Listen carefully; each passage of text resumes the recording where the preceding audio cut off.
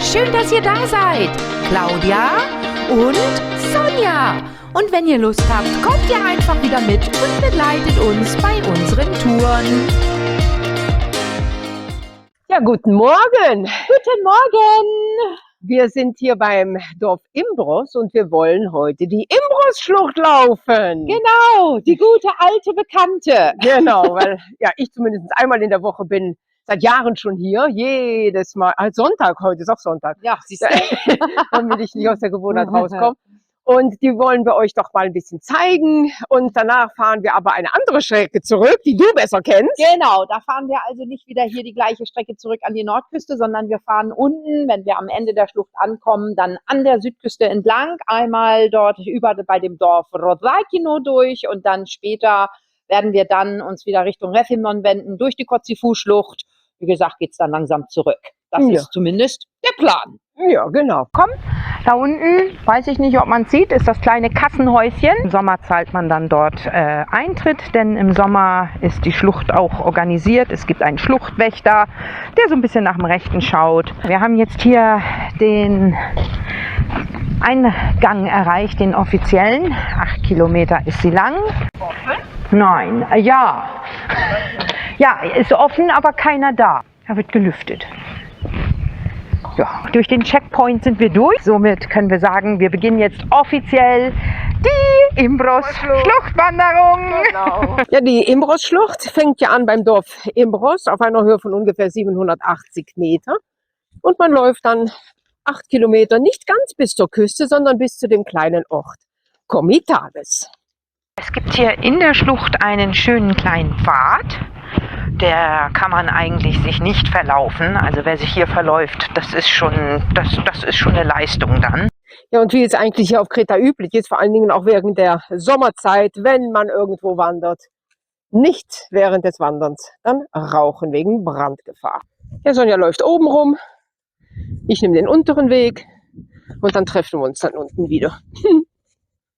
Ja, hier diesen feinen Wanderweg, den man hier durch die Schlucht läuft. Und oben ist dann die ganz normale Straße, die da entlang läuft. Aber je weiter man in die Schlucht reingeht, man hört den Verkehr eigentlich gar nicht. Also unsere Wege trennen sich hier. Claudia geht oben, ich gehe unten. Ja, ich habe den Weg oberhalb genommen. Sonja ist da unten. Aber wir treffen uns natürlich nachher wieder. Hier hat man viele Stellen, wo man mal oben, mal unten laufen kann. Verloren haben wir sie noch nicht. Da ist sie immer noch. Noch nicht abhanden gekommen. Ja, wenn wir immer hier an diesem Punkt kommen, da sitzt der Wächter hier unter seinem großen Baum hier. Und meistens setzen wir uns dazu, aber heute ist er nicht da.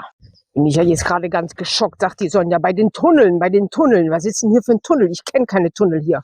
Die Engstellen, es gibt 3 Engstellen, die wir durchwandern werden. Und jetzt gleich werden wir bei der ersten sein.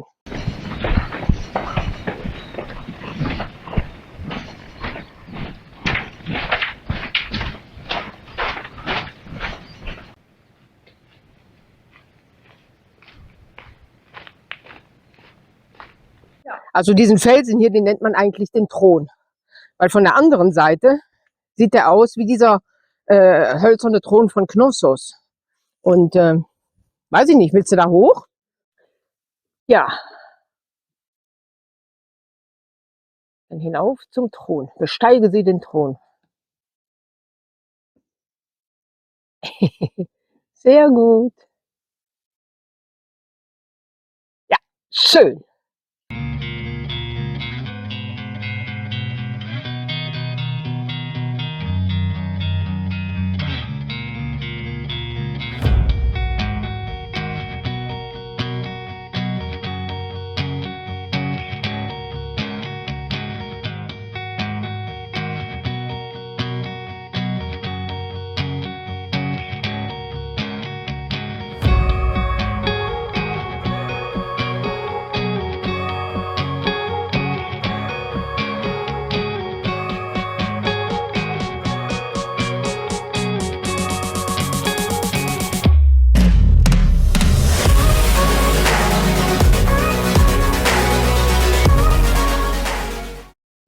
Ja, einige Stücke sind wunderschön angelegt und ja, wie so gepflastert.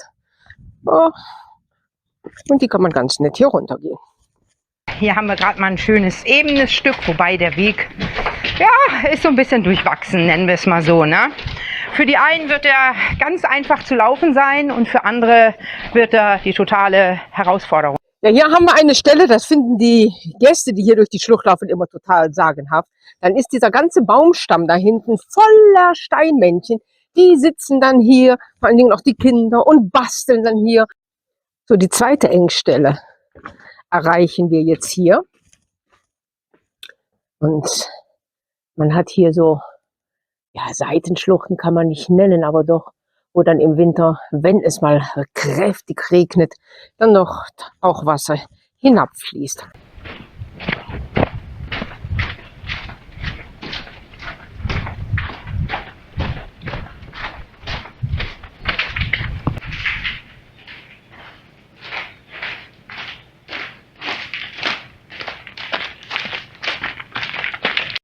Ja, oft wird gefragt, Mensch, wieso haben die den Mülleimer da so weit oben hingestellt? Naja, ein paar Jahre vorher sind wir ja oben entlang gelaufen. Der Weg in der Schlucht ändert sich jedes Jahr ein kleines bisschen. Kommt darauf an, wie streng der Winter war. Und somit ist der Mülleimer mittlerweile da oben. Und wir laufen mittlerweile hier unten. Ja, hier hat man ein Stückchen Felsen. Ja, wie so tropfsteinmäßig es hier dann so ein bisschen aussieht. Es tröpfelt an manchen Stellen. Jetzt während der Winterzeit.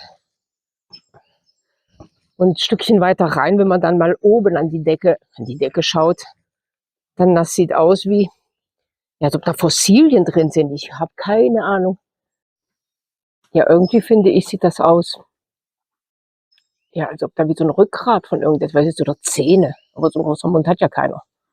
Und hier kommen wir jetzt auch langsam zur dritten Engstelle. Zur Stenava, das bedeutet die engste Stelle, mit, wie man sagt, 1,60 Meter Felsabstand.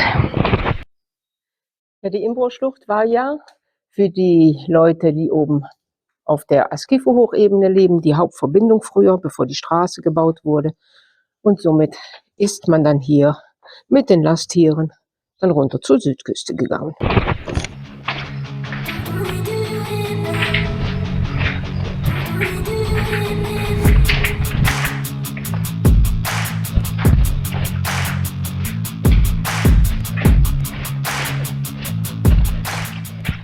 Claudia kommt auch. Die nähert sich hier jetzt der engsten Stelle. Sehr schön. Hallo Claudia, könntest du uns das vielleicht mal demonstrieren? Ja, passt. Hier erreichen wir die Mitte der Schlucht. Und hier gibt es auch 2 Toiletten, so plumps, klomäßig. Und der Wächter der Schlucht sitzt hier während der Sommerzeit und verkauft auch einige Erfrischungsgetränke, einen feinen Raki. Und da ist dann auch schon die Sonja. Hallo. Nur Tee. Nur Tee. Und hier hat der so einen Verschlag gebaut und sitzt dann hier. Nebenan eine Zisterne. Da hat er dann seine Getränke, die dann dort gekühlt werden. Abgeschlossen. Ja, dann müsst ihr nochmal im Sommer kommen und euch das nochmal anschauen. Aus der Mitte sind wir jetzt raus. Und wir nehmen jetzt hier den zweiten Teil sozusagen in Angriff. Ja, hier sieht man wieder ein richtig schönes gepflastertes Stück an Weg. So, hier haben wir diesen sogenannten Elefantenbogen. Und zwar auf der rechten Seite bei der Felsenwand sind die Beine. Dann kommt die Brust des Elefanten mit abstehenden Ohren. Oben der Kopf und der Bogen ist eigentlich der Rüssel, der wieder bis auf die Erde kommt.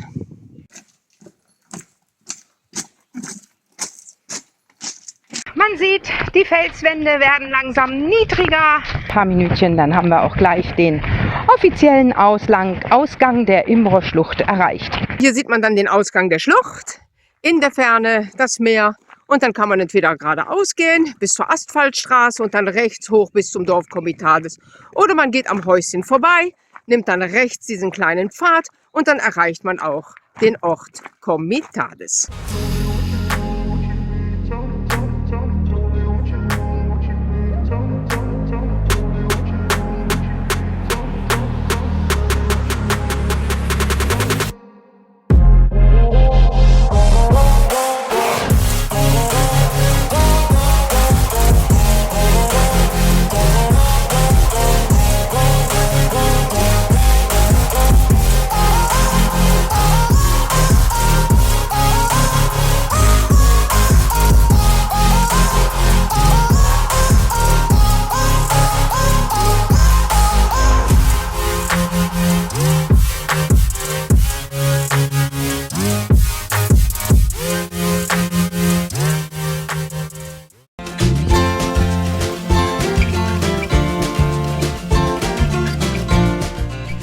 wir auf der Rückfahrt an der Südküste entlang nach Revillon.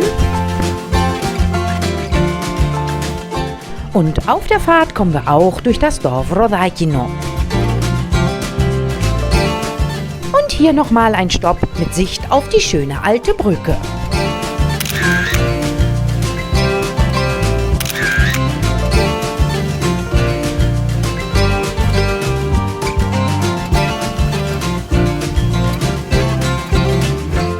Und weiter geht's durch den Ort Selja mit schönen Aussichten, auch auf die Bucht von Pleikas.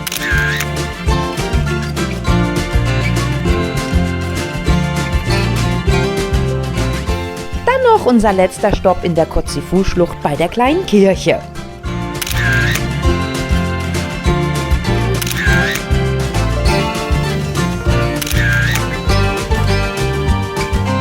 Und damit sind wir dann auch am Ende unseres heutigen Videos angelangt. Vielen Dank fürs Zuschauen, tschüss und bis zum nächsten Mal.